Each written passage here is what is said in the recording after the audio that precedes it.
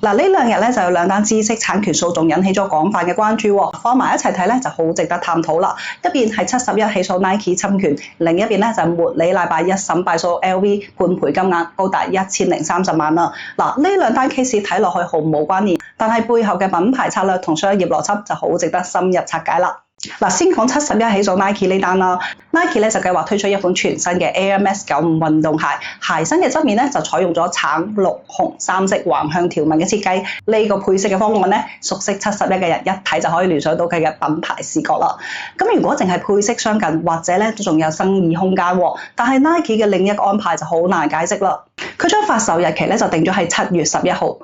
月11號咁啱係71一年一度嘅品牌紀念日喎，亦都係佢全年最重要嘅促銷節點。咁坦白講啦，呢件事就好難再用巧合嚟解釋啦。顏色高度相似已經係值得商榷，連發售日期都精準選喺對方嘅品牌日，呢種雙重嘅撞車，主觀上嘅攀附意圖就比較明顯啦。亦都難怪71喺起訴狀入邊咧就用咗冷酷且惡意嘅漠視咁樣嘅措辭啦。嗱，由法律嘅層面嚟睇 ，Nike 敗訴嘅概率其實唔細㗎。顏色組合商標唔係新概念，71嘅橙、綠、紅三色咧就用咗幾十年啦，識別度極高啊，受法律保護係有充分依據嘅。但係換一個角度嚟睇 ，Nike 呢部棋喺營銷層面又相當高明喎，對鞋都未正式發售，已經喺全球範圍內獲得咗大量嘅曝光啦。即便最終敗訴需要賠償，咁相對於呢波免費嘅全球傳播效應，呢筆支出啦可能遠比傳統廣告投放更加抵啊！嗱，從某種意義上嚟講咧，呢個就相當於將訴訟成本當成咗營銷預算啦。嗱，咁呢度順便澄清一個常見嘅認知誤區啦，好多人以為顏色咧就係公共資源，邊個都可以用，其實唔係㗎，只要一組固定嘅顏色組合經過長期使用，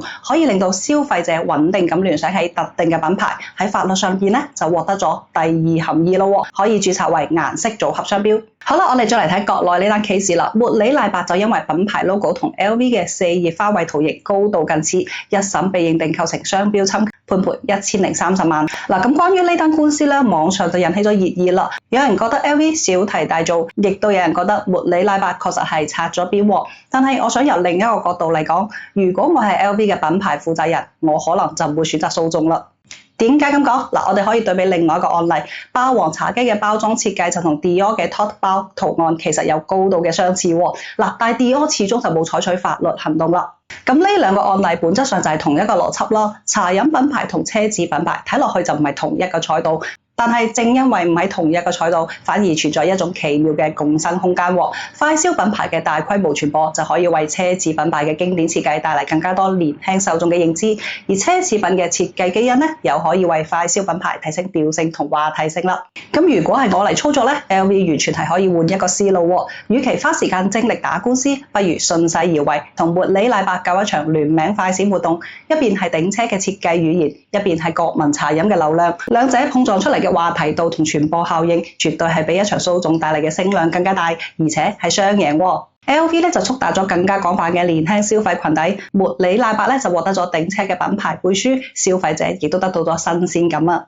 咁當然啦，呢個只不過係由營銷角度嘅一種思路。咁其實 LV 嘅立場咧，佢選擇訴訟都有自己嘅考量。作為頂車品牌咧，維護品牌嘅稀缺性同排他性就係佢嘅核心策略之一啦。佢擔心嘅咧就唔係眼前呢一個案例，而係如果開咗呢個口，後邊就有無數個品牌跟進模仿，最終就稀釋咗 LV 4葉花圖案嘅獨特價值啦。但係反過嚟講，頂車品牌嘅包容性本身亦都係一種品牌力量嘅體驗。真正嘅頂級品牌咧就唔怕被模仿，反而懂得點樣將被模仿轉化為被傳播啊！嗱 ，Dior 咧就冇告霸王茶姬啦，唔代表 Dior 軟弱，反而可能係一種更加高級嘅品牌自信。佢相信自己嘅品牌價值就唔會因為一個茶飲品牌用咗類似嘅圖案就被稀釋。所以你會發現知識產權從來都唔係一個非黑即白嘅法律問題啊，更加多嘅時候佢係商業策略嘅一部分。Nike 明知可能敗訴，依然選擇趁71嘅熱度，因為營銷收益大於潛在成本。而 LV 要選擇告茉莉奶白就係要維護品牌嘅稀缺性，